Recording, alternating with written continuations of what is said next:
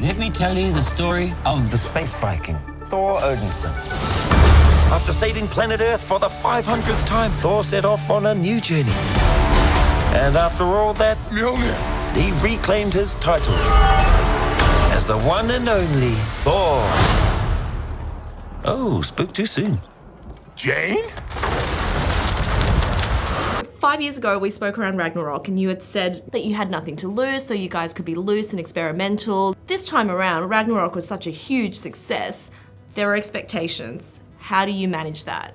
I thought that would probably be the last Thor, and what a great way to go out. And then they said, let's do another one, and I thought, well, I think we've used all the ideas, and started to wonder, okay, how do we top that, or how do we at least match it and match that energy? And realized that with someone who's like got everything, he's a god, he's been around for thousands of years, and he's constantly helping people. It's like, what's something that the fans really least expect to see with Thor? I thought, well, midlife crisis. Thor trying to figure his stuff out and trying to figure out like what his purpose is in life, and we just took it from there and just explored that idea. And also love, which is something like with superheroes you never really delve into the love territory. It's always secondary. Yeah, exactly, yeah. And I guess to that sort of segues nicely into Natalie Portman and her character Jane Foster, who plays the mighty Thor, because love was always on the side in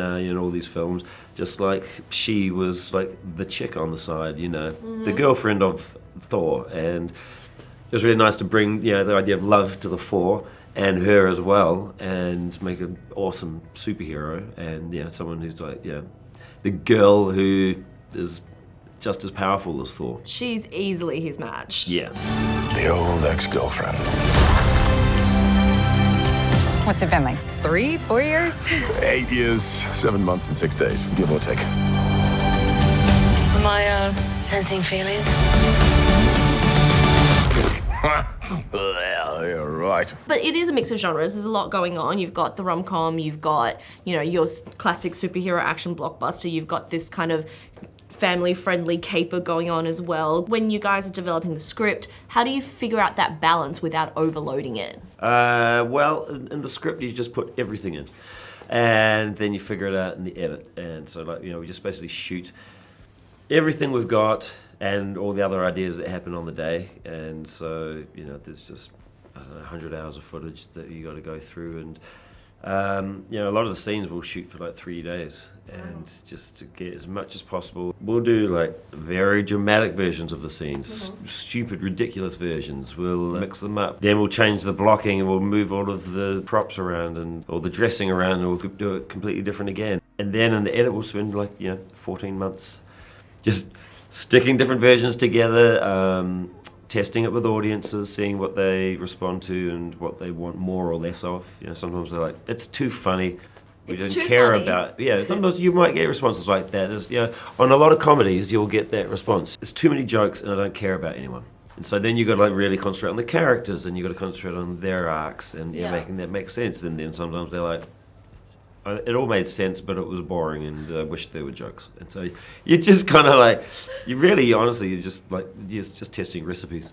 Well, I mean, considering you thought that the romance might be the last thing that, diehard Thor fans wanted, how were the audience responses in those first testing sessions? They all wanted it. It turns out everyone loves love, and everyone really responds to it. I think that now we're seeing more of this idea of like, it's okay to, for people to be mushy on screen. I think what you want with these characters in these superhero movies, it can't just be battle after battle after battle. You've got to see an emotional development. Yeah.